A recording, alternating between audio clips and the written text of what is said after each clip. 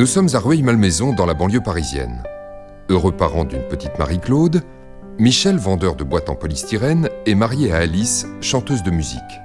Dans quelques jours, Alice sera retrouvée morte chez elle.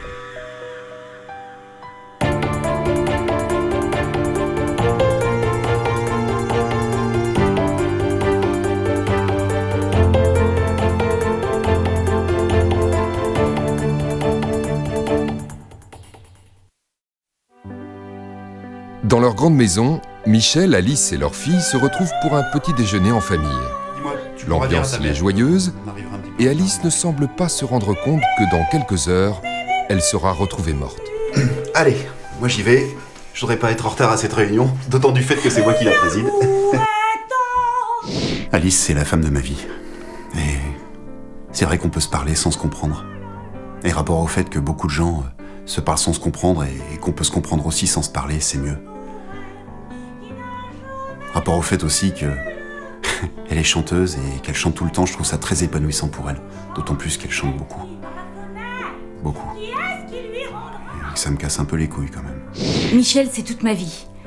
Quand on s'est rencontrés il y a déjà 5 années de cela, on a eu un véritable coup de foudre tous les deux ensemble. Je ne pourrais pas ne pas concevoir le fait de vivre sans lui s'il n'était pas là ou avec lui s'il était là, mais comme il est là, c'est mieux. Claude, le voisin marié à Irène, vient se présenter au domicile des Leclerc. Cette rencontre va tout bouleverser. Bonjour madame, je suis le nouveau voisin. Et je voulais me présenter à vous et vous saluer de par le fait que c'est j'habite drôlement là. gentil à votre part à vous. Ah bah, Rentrez donc. ah bah merci. Immédiatement, Alice tombe sous le charme de ce mystérieux voisin. Quel secret cache-t-il au fond de lui? J'ai toujours voulu me présenter à mes voisins. Et si Michel s'était installé après moi, il aurait été normal qu'il vienne se présenter lui-même à ses voisins, lui aussi. Mais comme c'est moi qui suis arrivé après lui, c'était à moi de le faire. Et comme Michel est mon voisin, bah c'était plus facile, du fait que j'habite à côté de chez lui, en fait. C'est drôlement joli chez vous. Vous trouvez? Ah ouais? Content que ça vous plaise. Merci. De rien. Y a pas de mal. Et qu'est-ce que vous faites dans la vie? Du café? Ah, c'est pas banal, ça. Parce que la région s'y prête guère. On imagine plutôt ça dans des pays tropicaux pour ce genre de plantation. Là, Entre Alice et son voisin, une idylle semble naître. Mais elle ne sait rien de cet homme. Est-il marié? Aime-t-il les balades au bord de la mer? Lui offrira-t-il des fleurs à la Saint-Valentin? Michel, rentré plus tôt de son travail, entend Alice de mystérieux bruits venant de la chambre. Alice? Je suis le roi du monde!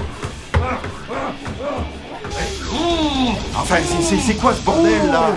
Ah non mais t'inquiète pas, on va ranger. Mais non, mais c'est pas ça, mais il y a un con qui a garé sa bagnole sur mon emplacement. Oh, désolé. C'est moi. c'est L'arrivée ma de voiture. ce nouveau voisin Enchanté, je suis va Jean-Claude. rebattre les cartes de l'amour. voisin. Bonjour Michel. Entre Michel et sa femme, une explication s'impose.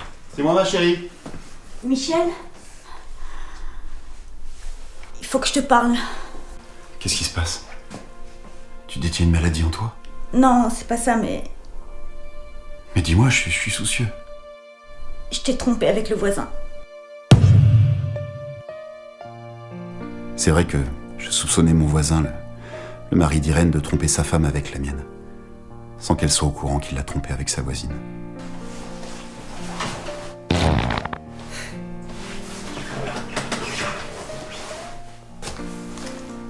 Je suis tellement déçu. Mais je sais pas ce qui m'a prise.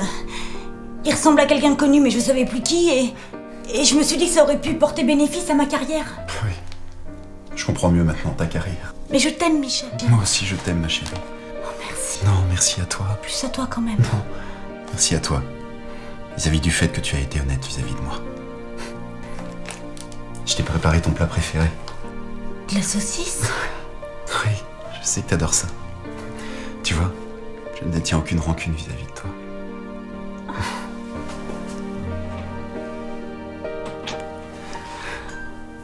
Malgré cette réconciliation, Alice sera retrouvée morte dans sa cuisine. Mais qui l'a tuée? Est-ce Michel, son mari fou de jalousie? Est-ce ce mystérieux voisin qui refuse de bouger sa voiture de place? Ou est-ce Marie-Claude, la fille d'Alice, qui n'a jamais aimé sa mère? Michel, n'y tenant plus, demande une petite explication à son voisin. que nous avons des choses à nous Les deux hommes sont tendus et semblent mal à l'aise. Oh! Vous l'avez trouvé? Ah, ça fait plaisir. C'est à vous? Ben oui, c'est un magasin de farce et attrape dans le centre-ville. Oh, je cherchais depuis un moment. Je me disais bien que vos têtes m'étaient pas inconnues. Dire que ma femme vous prenait pour le producteur. Et non, je suis pas producteur. Je suis Jean-Claude Leclerc. Leclerc, vous avez dit? Ouais.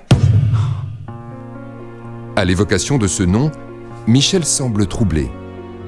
Abandonné dès sa plus tendre enfance par sa mère, il n'a jamais pu parvenir à faire le deuil de ce manque. J'ai eu du mal à cacher mon malaise. C'est vrai que Leclerc, c'était le nom de ma mère, qui m'avait abandonné à 6 ans quand j'avais 10 ans. Il y a plus de 35 ans de cela. Et comme j'ai 42 ans, le compte est bon. Et puis Leclerc, c'est un nom tellement peu connu que j'en revenais pas à mes yeux. Mais c'est incroyable. C'est le prénom que portait ma mère quand elle m'a abandonné à l'âge de 7 ans. Il y a bientôt 35 ans de cela. Elle s'appelait Colette. Et c'est le prénom que portait aussi ma mère. C'est vrai que des Colette Leclerc, ça doit pas courir les rues. Non. Mais ça veut dire que... Nous sommes... Ah, mais ça veut dire que vous êtes frères. C'est magnifique, nous sommes frères. Je suis tellement heureuse que vous vous êtes retrouvés. Ah, Michel, je te présente Irène, Madame Leclerc. Enchanté, Michel. Enchanté, Jean-Claude. Enchantée, Irène. Bonjour, Michel. Enchanté, Jean-Claude.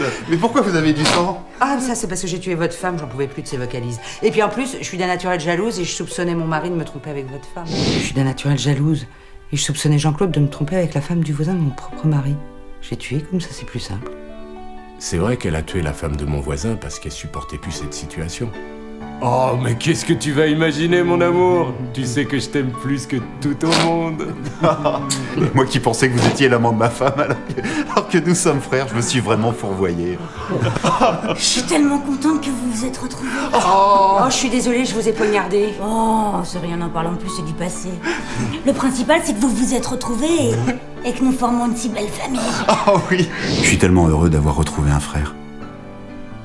C'est vrai que toute ma vie, j'ai senti comme un manque, comme une blessure indélébile au fond de moi. Et puis, notre famille s'est agrandie. Marie-Claude a un oncle maintenant, même si elle est partie et qu'elle a choisi une autre famille. Alice n'en voudra pas à Irène de l'avoir poignardée. De son côté, Michel et Claude vont tenter de rattraper le temps perdu et de profiter pleinement de leur retrouvaille. Il a fallu qu'un jour, le hasard vienne frapper à la porte pour qu'enfin deux frères puissent se retrouver.